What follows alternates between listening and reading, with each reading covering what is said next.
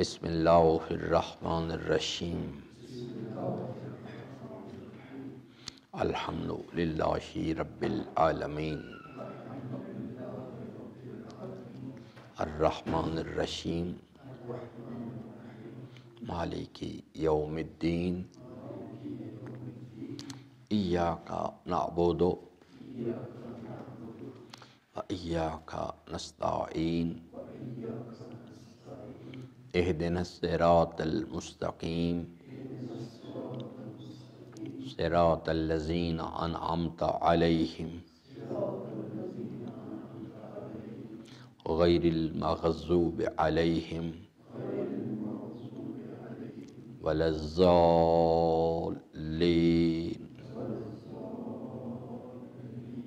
صدق اللہ مولانا العظیم وصدق رسولہ الکریم وصلی اللہ علی سیدنا و نبینا محمد و آلہ الطاہرین۔ ربی اشرح لی صدری ویسر لی امری واحلل عقدۃ من لسانی یفقہوا قولی۔ حضرات محترم، سورہ مبارکہ الحمد کے مطالب میں ہم اپنی بات کر رہے تھے، اور جیسا کہ میں نے آپ کی خدمت میں عرض کیا کہ سورہ مبارکہ الحمد جو ہے یہ اللہ تبارک و تعالیٰ کا کلام ہے، اور اس میں اللہ تبارک و تعالیٰ نے اس کلام کو نازل فرمایا ہے انسانوں کی ہدایت کے لیے، اور یہ انسانوں کو ہدایت دیتا ہے برائے انسان سازی۔ آج کی جو ہماری گفتگو ہے وہ مربوط ہے کہ یعنی جو اپنے یہ جو سفر ہے اس کے جو مائل سٹونز ہیں ان کو ڈٹرمن کیا جائے، اس کو سمجھا جائے پہلے کہ ہمارا سٹارٹنگ پوائنٹ کیا ہے، یعنی انسان سازی کے حوالے سے، اور اینڈنگ پوائنٹ کیا ہے اس دوران جو سفر ہے۔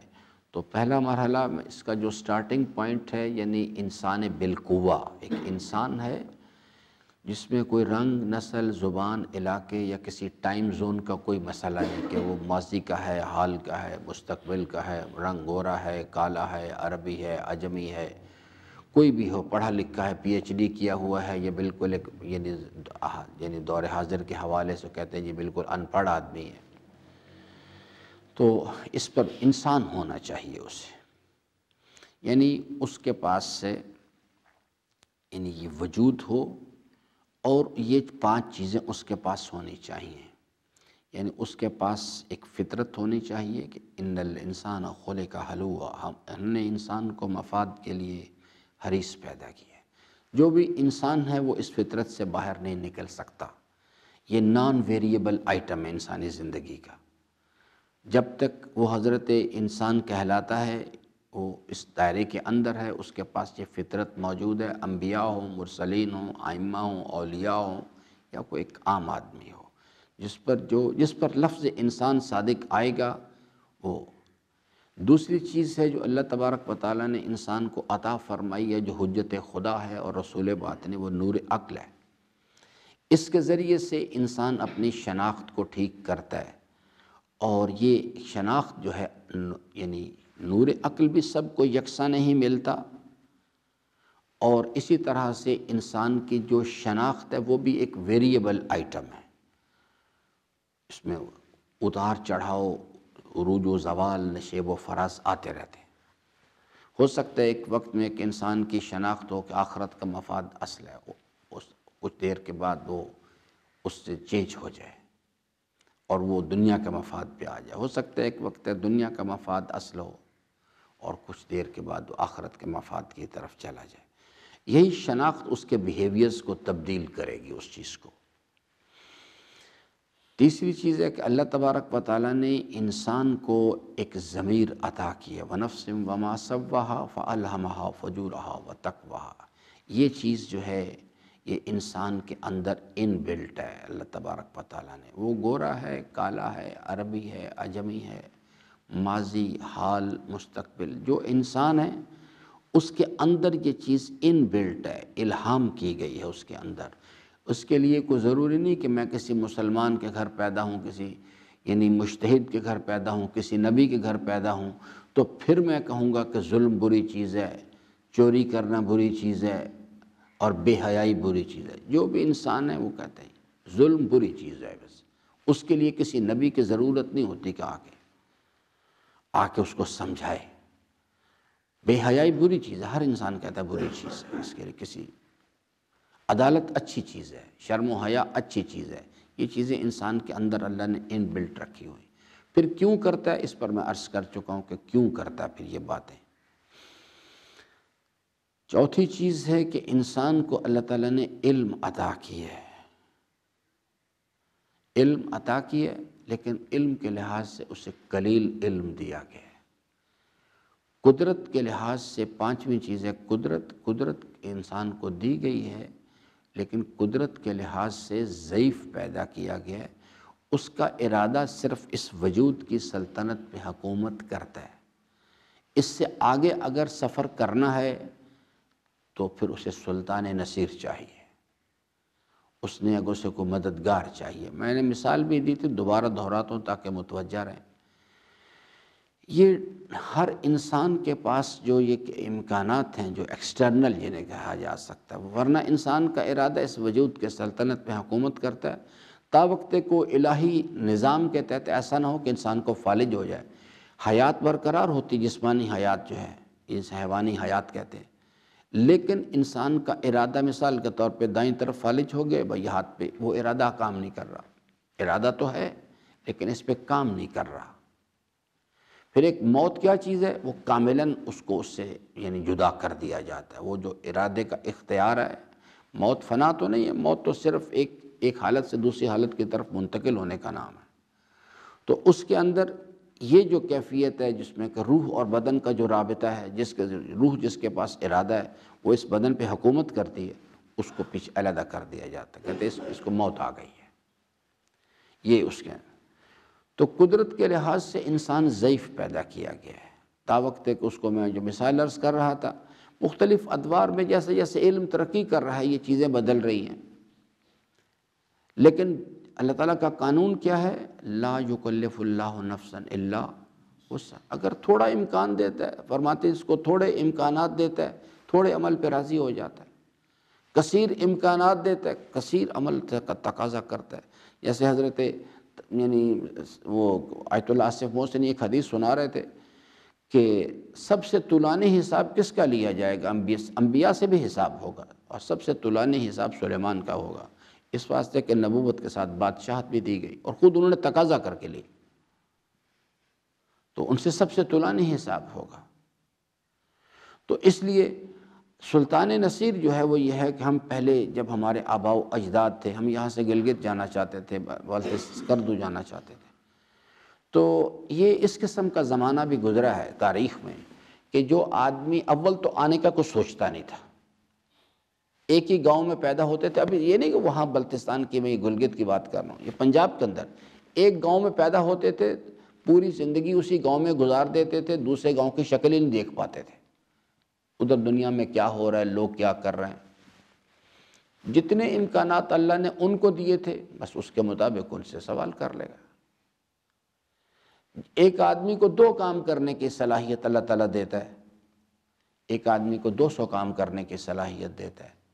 وہ اگر آدمی 2 کام اتنے ہی خلوص نیت کے ساتھ انجام دے جو وہ 200 کام کرے تو پھر آخرت میں جا کے پھر برابر ہوں گے، ورنہ اگر یہ 2 کام کرے گا وہ 100 کام کرے گا تو آخرت میں اس کا درجہ اس کے مقابل میں آدھا ہو جائے، حالانکہ 100 کام کیے دنیا میں اس نے صرف 2 کام کیے ہیں، لیکن وہاں پر انما الاعمال بالنیات کا مسئلہ ہے، اس کا رتبہ و مقام اس کے مقابل میں 50% پہ چلا جائے گا، حالانکہ اہل دنیا کے نظر میں وہ بہت بڑا نیک آدمی ہے۔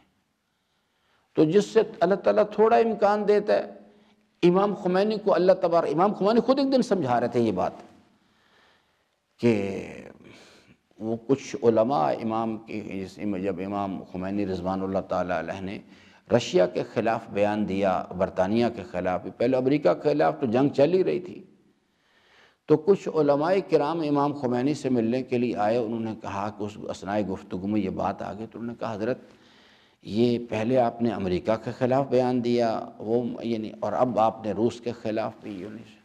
تو امام خمینی نے ان سے یہی بات سمجھائی، ان کو کہا کہ دیکھو بھائی بات یہ ہے آپ کی وسعت امکان اور ہے، اور میری وسعت امکان اور ہے۔ آپ کی اس کے وجہ سے آپ کی شرعی تکلیف اور ہے، میری شرعی تکلیف اور ہے۔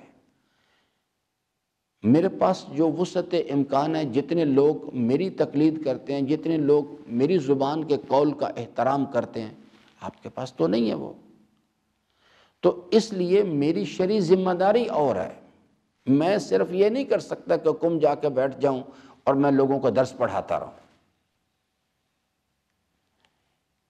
ایک آدمی کہتا ہے کہ میں رہبر معظم کا وکیل ہوں، لوگ اس کے پاس یعنی اس نسبت کی وجہ سے اس کا احترام کرتے ہیں، لوگ اس کو خمس دیتے ہیں، لوگ اس کی بات کو سنتے ہیں۔ اس کے مقابل میں ایک دوسرا شخص جو ہے، جس کے پاس یہ وسعت امکان نہیں ہے، پاکستان کی سرزمین پر اللہ کے دین کی سربلندی کے لیے جو ذمہ داری اس کی ہے، اس آدمی کی نہیں ہے، جس کے پاس کچھ بھی نہیں ہے۔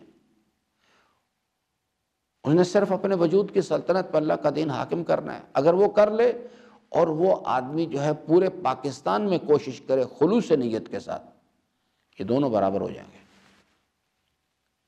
اس لیے کہ اس کی وسعت امکانی صرف اتنی ہے، اس کے مطابق اس نے پورے خلوص سے کوشش کی، بس ختم ہو گئی بات۔ وقت امتحان کا ٹائم ختم ہوا، دونوں چلے گئے دنیا سے۔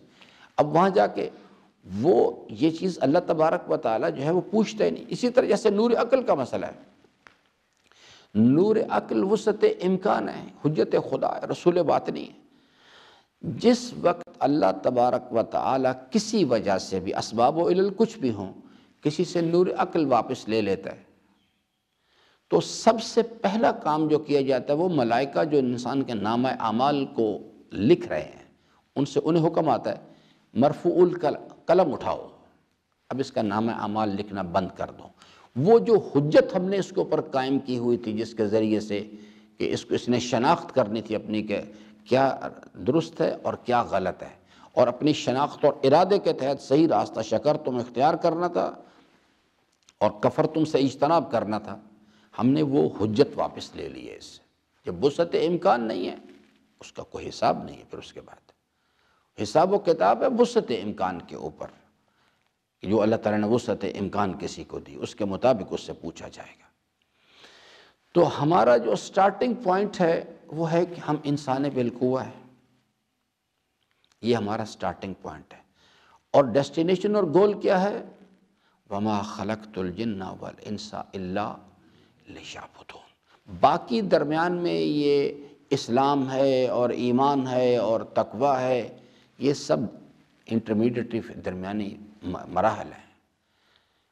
سٹارٹنگ پوائنٹ ہے ہم انسان بالقوہ، ہمارے پاس ہم نے انسان بالفعل بننا ہے، جسے قرآن اپنی اصطلاح میں کہتا ہے وَمَا خَلَقْتُ الْجِنَّ وَالْإِنسَ إِلَّا لِيَعْبُدُونِ، جس کی عملی انٹرپریٹیشن یہاں پہ کی گئی ہے، اور وہ کیا ہے؟ ایاک نعبد و ایاک نستعین۔ یہ پریکٹیکل بیہیویئر جب انسان پیدا کر لیتا ہے، اسے کہتے ہیں یہ اللہ کا بندہ بن گیا، یہ اللہ کا عبد ہے۔ اور اس کی تشریح میں نے آپ کی خدمت میں عرض کی تھی کہ ایاک نعبد کا کیا مطلب ہے؟ المومن، جس کا اس نظریے پر ایمان ہو کہ الحمدللہ رب العالمین، حضرت فرماتے ہیں وہ حقیقی مومن جب بنے گا کان اخذہ للہ، ترکہ للہ، حبہ للہ، بغضہ للہ۔ میں کتنا قرآن پڑھتا رہوں، باقی کتابیں تو چھوڑیں، میں کتنا قرآن پڑھوں، حفظ کر لوں، مگر عملی زندگی میں قرآن کریم، میں نے جو کل بھی عرض کیا تھا، حفظ کرنے کی کتاب نہیں ہے، اس کے مقابلے کرنے کی کتاب نہیں کہ اس کی لہن کس کا اچھا ہے۔ قرآن کریم نہ اپنے مخارج ٹھیک کرنے کی کتاب ہے، نہ تجوید سیکھنے کی کتاب ہے، قرآن عمل کرنے کی کتاب ہے۔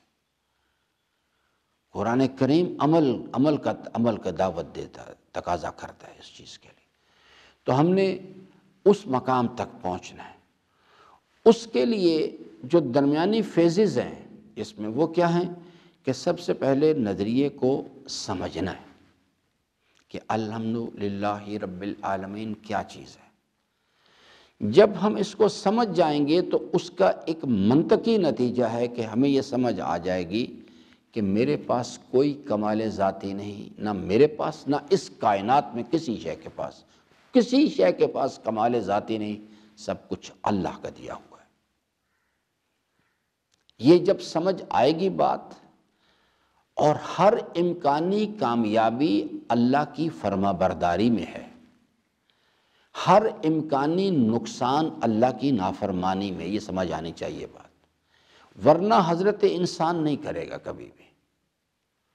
حضرت انسان جو ہے وہ جب تک اس کو یہ شناخت ڈیولپ نہیں ہوگی، وہ دنیا کے ظاہری مفادات کو، دنیا کا ظاہری حسن و جمال اس کو جذب کرے گا، اسی کو اصل مفاد سمجھے گا، دنیا کے مفاد کو، اور دنیا کے نقصان کو اصل نقصان سمجھے گا، جب تک وہ یہ شناخت ٹھیک نہیں کرتا۔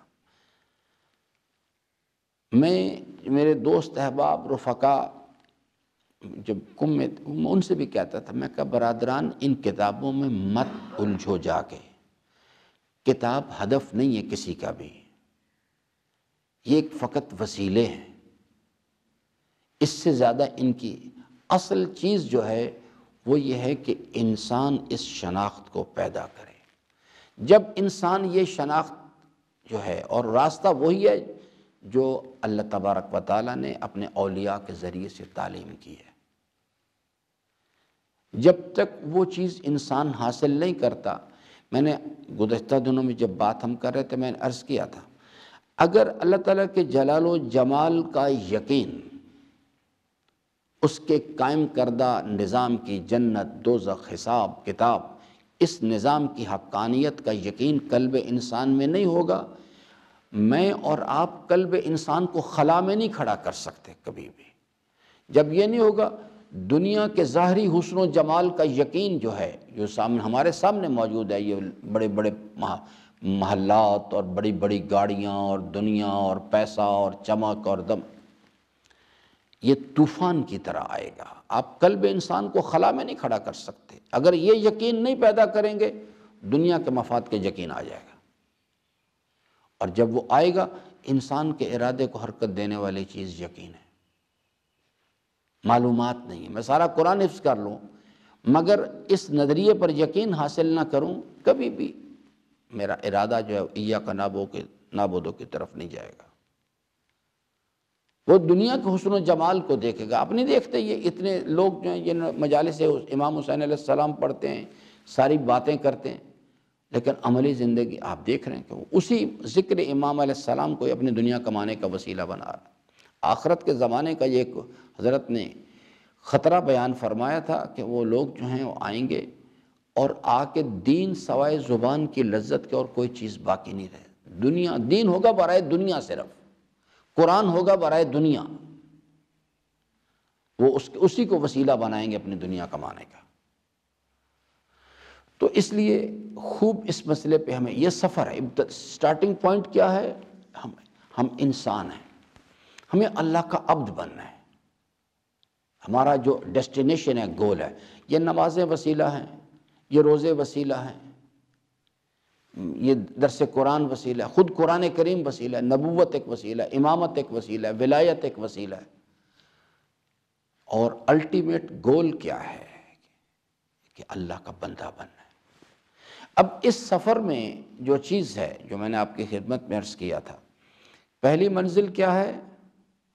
ایمان، یعنی پہلا منزل اسلام، جو اللہ تعالیٰ نے سورہ حجرات میں خود بیان فرمایا ہے کہ ان سے کہو تم اسلام لائے، ایمان ابھی تمہارے قلوب میں داخل نہیں ہوا۔ پہلی منزل اسلام، دوسری منزل ایمان، اور تیسری منزل تقوی۔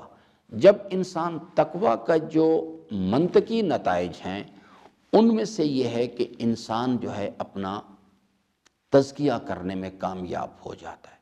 جب تزکیہ کرنے میں کامیاب ہوتا ہے تو اس کا نتیجہ ہے کہ انسان اپنی نیت کو اللہ کے لیے خالص کرنے میں کامیاب ہو جاتا ہے، اور جب انسان اپنی نیت کو اللہ کے لیے خالص کرنے میں کامیاب ہوتا ہے تو اس کا نتیجہ ہے ایاک نعبد۔ ورنہ انسان عمل کرتا رہتا ہے، اپنی نیت کو اللہ کے لیے خالص نہیں کر سکتا۔ یہ بہت مشکل، عمل کرنا بہت آسان کام ہے، مجلس پڑھنا آسان کام ہے، مجلس سننا آسان کام ہے، نماز پڑھنا آسان کام ہے، نماز پڑھانا آسان کام، مگر اپنی نیت کو اللہ کے لیے خالص کرنا بہت مشکل کام ہے۔ وہ جب تک انسان اپنے اندر صلاحیت تقوی پیدا نہیں، اسی واسطے پورا قرآن پڑھ کے دیکھ لیں آپ، کسی جگہ پر اللہ تعالیٰ نے نہیں کہا کہ جناب یہ لوگ جو اپنے ایمان کے دعوے کر رہے ہیں وہ لوگ کامیاب ہو جائیں، کوئی ایک جگہ نہیں آپ دکھا سکتے۔ جہاں پر بھی فلاح و کامیابی کا ذکر آیا ہے وہاں پہ آپ سورہ بقرہ کو پڑھیں، کھول کے پڑھ لیں اچھی طرح سے کہ ذالک الکتاب لا ریب فیہ ھدی للمتقین، اور یہ بھی یاد رکھیے گا کہ منزل تقوی پہ پہنچنے کے بعد بھی انسان کو ہدایت کی ضرورت ہوتی ہے۔ انسان اپنے آپ کو آزاد نہیں کر سکتا، کوئی ایک لمحہ بھی زندگی کے آخری سانس تک انسان جو ہے اللہ تعالیٰ کے ساتھ رابطے کے بغیر اپنی روحانی حیات کو باقی نہیں رکھ سکتا۔ تو منزل تقوی کیا ہے؟ الذین یؤمنون بالغیب، یہ وہ رابطہ ہے، یعنی شناخت ہے، یہ اللہ کے ساتھ یؤمنون بالغیب، اور اس کے ساتھ آگے عمل کی شرط لگا دی گئی ہے، یقیمون الصلاۃ ومما رزقناہم ينفقون۔ جب تک اس کے ساتھ یہ چیز نہیں آئے گی کہ انسان کے پاس ایمان ہو اور اس کے ساتھ عمل صالح ہو، پھر انسان جو ہے ان کے بارے میں کہا کہ اولئک علی ھدی من ربہم واولئک ھم المفلحون، یہ لوگ فلاح و کامیابی میں، یعنی یہ لوگ کامیاب، یہ لوگ جو ہے وہ ہیں جو ہدایت ہم نے اپنے پیغمبران کے ذریعے سے، الہی کتابوں کے ذریعے سے، الہامی کتابوں کے ذریعے سے بھیجی تھی، انہوں نے اس ہدایت کو سمجھا بھی ہے اور اس ہدایت کو انہوں نے قبول بھی کیا ہے، عملی زندگی میں اختیار کیا ہے۔ یہ اہل ہدایت ہیں، اولئک علی ھدی من ربہم واولئک ھم المفلحون۔ آپ کو یہ بحث سورہ بقرہ میں پھر دیکھنی چاہیے جا کے، کہ جس میں اللہ تعالیٰ نے فرمایا کہ جس وقت ہمارے باپ کو آدم کو جنت سے نکال دیا گیا اور کہا کہ آپ لوگ نیچے چلے جائیں، زمین پہ چلے جائیں، اور جب میری طرف سے کوئی ہدایت آئے تو آپ اس کو قبول کرنا، یہ اس کا جواب ہے کہ یہاں جو لوگ آئے انہوں نے تقوی کا راستہ اختیار کیا۔ اللہ تعالیٰ فرماتا ہے جو ہدایت ہماری طرف سے بھیجی گئی تھی یہ اہل ہدایت ہے، باقی نہیں ہے۔ کسی ایک مقام پر آپ نہیں دکھا سکتے کہ جناب کو اللہ تعالیٰ نے کہا ہو، ساتھ جہاں پر ایمان کی ذکر کیا وہاں ساتھ عمل صالح کا ذکر کیا، اور عمل صالح جو ہے وہ کب وجود میں آتا ہے؟ ایمان جمع تقوی از ایکول ٹو اعمال صالحہ، اس کے بغیر نہیں وجود آتا ہی ہے۔ اسی طرح سے تقوی کب وجود میں آئے گا؟ ایمان جمع روزہ، کتب علیکم الصیام، وہ چیز جو ہے وہ اس کا بائی پروڈکٹ ہے، اس کا رزلٹ کیا ہے؟ جیسے H2+O، hydrogen plus oxygen is equal to water, پانی بنتا ہے۔ اسی طرح سے جب ایمان کے ساتھ روزے کو شامل کر دیا جاتا ہے اللہ تبارک و تعالیٰ کے بتائے ہوئے طریقے مطابق، راول پنڈی والا جو ہم آج کل روزے رکھ رہے ہیں وہ اس قسم کی چیز نہیں کہ دن بھر جھوٹ حرام اور شام کو افطار، یہ نفس پرستی ہے، یہ خدا پرستی نہیں ہے۔ یہ والی حرکتیں جو ہم کر رہے ہیں اس قسم کی، وہ یہ نفس پرستی کے اصل میں یعنی مظاہر ہیں جو اس وقت ہم پیش کر رہے ہیں۔ تو جس تیسرا سٹیپ ہے ایمان کے بعد تقوی، ایمان کے ساتھ روزے کو ملائیں گے تقوی وجود میں آئے گا۔ جب ایمان کے ساتھ تقوی کو ملا دیں گے، تقوی کی صلاحیت کہ وہ ایمان ہوگا ساتھ تقوی ہوگا، آگے اب جو عمل وجود میں آئے گا وہ عمل جو ہے وہ اس کو کہتے ہیں، وہ عمل کہلاتا ہے کہ یہ جناب اعمال صالح ہے۔ پھر جا کے وہ دوسری شرط پوری ہوتی ہے جو بیان کی گئی ہے۔ یہ جو آگے وتواصوا بالحق اور وتواصوا بالصبر ہے یہ بھی اعمال صالحہ میں سے ہے۔ یہ نہیں کہ یہ اعمال صالحہ سے ماورا کوئی چیز ہے، یہ بھی اعمال صالحہ ہیں، لیکن اہمیت کے حامل یہ اتنے ہیں، ان کی اہمیت اتنی زیادہ ہے کہ امیر المومنین نے ارشاد فرمایا کہ وَتَوَاصَوْا بِالْحَقِّ کے لیے حکمت عملی کیا ہے؟ امر بالمعروف ونہی عن المنکر، اور پوری کی پوری تحریک حسینی جو اس پہ کھڑی ہے۔ اگر آپ اس کو یا میں عملی زندگی سے اس کو نکال دیں گے وَتَوَاصَوْا بِالْحَقِّ کو، تو یہ اسلام محمدی اسلام پھر نہیں رہتا، پھر یہ سیکولر اسلام بن جاتا ہے جو انسان کو سیلف سینٹرڈ بناتا ہے، بس اپنی نماز کا فکر ہے اسے، اپنی میری مجلس، میرا جلوس، وہ سیلف سینٹرڈ ہوتا ہے وہ آدمی۔ اور قرآن کریم اس کے بارے میں وہ اگرچہ نمازیں پڑھ رہا ہوتا ہے، لیکن قرآن کہتا ہے یہ بیچارہ حیوان ہے، اولئک کالانعام بل ہم اضل، بلکہ ان سے بھی بدتر ہیں یہ تو، اگرچہ وہ بیچارہ ظاہری طور پہ نمازیں پڑھ رہا ہے۔ امام فرماتے ہیں کہ جو شخص نمازیں پڑھتا ہے، روزے رکھتا ہے، امر بالمعروف نہیں کرتا، نہیں وتواصوا بالحق کا حضرت فرماتے ہیں کہ اللہ تبارک و تعالیٰ کی بارگاہ میں اس کے ان اعمال کی کوئی قدر و قیمت نہیں ہے، یہ اس کے بعد لازم ہے کہ یہ کام کرنا ہے۔ اور وتواصوا بالصبر، یہ راستہ ہی چاہے یعنی جو شخص انفرادی حیثیت میں اس پہ سفر کریں یا اجتماعی زندگی میں، یہ صبر کا راستہ ہے۔ یہ تلخیاں اس کا لازمہ یاد رکھیے گا۔ جو لوگ یہ سمجھتے ہیں کہ ہم ایمان لے آئیں اور اللہ تبارک و تعالیٰ اور اس کے پیغمبران کے راستے پر چلیں، اس کے اولیاء کرام کے راستے پر چلیں، اور وہ یہ آرزو رکھتے ہیں اپنے دل میں کہ جناب کوئی مشکل پیش نہ آئے، کوئی تکلیف نہ اٹھانی پڑے، کوئی زحمت برداشت نہ کرنی پڑے، وہ اس راستے کی جو نشیب و فراز ہیں اس سے آگاہ نہیں ہے۔ یہ جو تکالیف ہیں اس کا لازمہ ہے، اس کے بغیر یہ سفر ممکن ہی نہیں، اللہ کی سنت ہی نہیں ہے یہ۔ اگر یہ چیزیں ہوتی نا کہ اگر اس کے بغیر ابراہیم کو کبھی آگ میں نہ جانا پڑتا، ابراہیم کو اسماعیل کو ذبح کرنے کے لیے آمادہ نہ ہونا پڑتا، حضرت کو میدان بدر نہ جانا پڑتا، امام حسین علیہ السلام کو کربلا نہ جانا پڑتا، انہیں نوح کو پتھر نہ کھانے پڑتے، یہ تو اس کا لازمہ ہے۔ بلکہ امیر المومنین نے تو یہاں ٹیسٹ بتایا، فرمایا کہ جو شخص یہ گمان کرتا ہے کہ وہ میرے راستے پر گامزن ہے، فرماتے رکو ایک لحظے کے لیے، ٹھہرو، میری بات سنو۔ فرمایا کہ جو شخص بھی اس راستے پر گامزن ہونا چاہتا ہے، اس کو کیا چاہیے؟ مشکلات، پریشانیاں، تکالیف، بھوک، ننگ، افلاس، ان کے لیے اپنے آپ کو تیار کرے، کیونکہ جو شخص اس راستے پر قدم رکھے گا یہ تمام مشکلات اور پریشانیاں ایسے اس کی طرف آئیں گی جیسے برسات میں پہاڑی نالوں کا پانی نیچے کی طرف آتا ہے۔ فرماتے ہیں اگر اہل دنیا تمہیں برا کہہ ہی نہیں رہے، تمہیں گالیاں نہیں دے رہے، تو یہ تو بڑی خطرناک بات ہے۔ امام فرماتے ہیں وہ تمہیں کیوں نہیں برا کہتے، کیوں تمہارے مقابل پہ نہیں آتے؟ فرماتے ہیں کہ جب تک اہل دنیا تیری تعریف کر رہے ہیں سمجھ لے تو اللہ کے راستے سے ہٹ کے چل رہا ہے،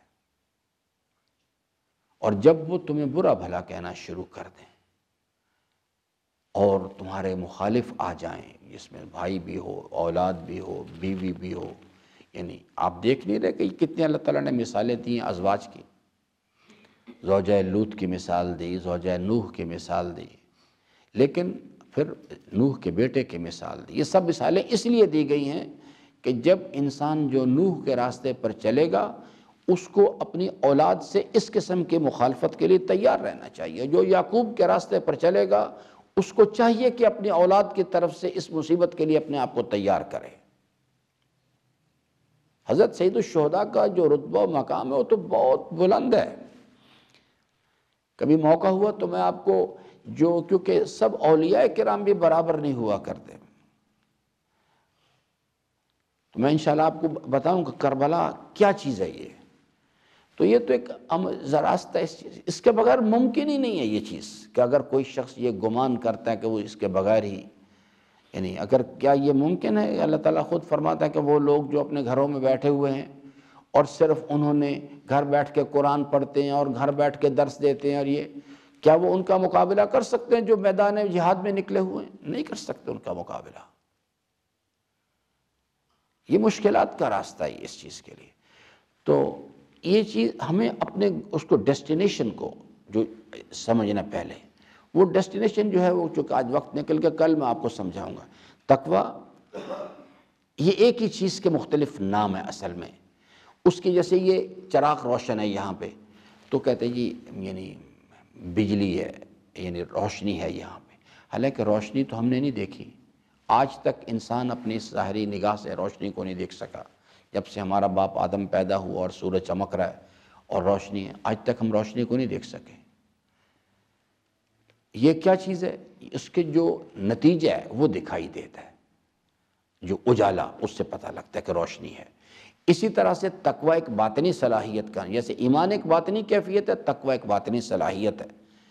اس کے نتیجے میں جس وقت یعنی عملی زندگی کے اندر اعمال صالحہ جو ہیں اس کو وہ منصہ شہود پہ آتے ہیں، ظہور پذیر ہوتے ہیں، تو پتہ لگتا ہے اس کا اچھا اس کے اندر یہ صلاحیت جو ہے یہ موجود ہے۔ تقویٰ کا جو منطقی نتیجہ تزکیہ، تزکیہ بھی ایک باطنی کیفیت ہے، اس کا نتیجہ خلوص نیت ہے، وہ بھی ایک باطنی کیفیت ہے۔ ہاں، اس کے بعد خلوص نیت کی مدد سے جس وقت انسان عمل کرتا ہے نیت خالص ہو جاتی ہے اور یقین کی ایمان کی توانائی پیچھے سے ارادے کو حرکت دیتی ہے۔ اب صورتحال جو ہے، اب جو عمل وجود میں آتا ہے اس سے پتہ لگتا ہے، اور پتہ لگتا ہے کہ یطعمون ان میں سے ایک مثال ہے یطعمون الطعام علی حبہ مسکینا و یتیما و اسیرا، علی حبہ کرنا شروع کر دیتا ہے۔ وہ اس چیز کو پسند ہی نہیں کرتا کہ لوگوں کو پتہ لگے، وہ اس سے دور رہنا چاہتا ہے ان باتوں سے۔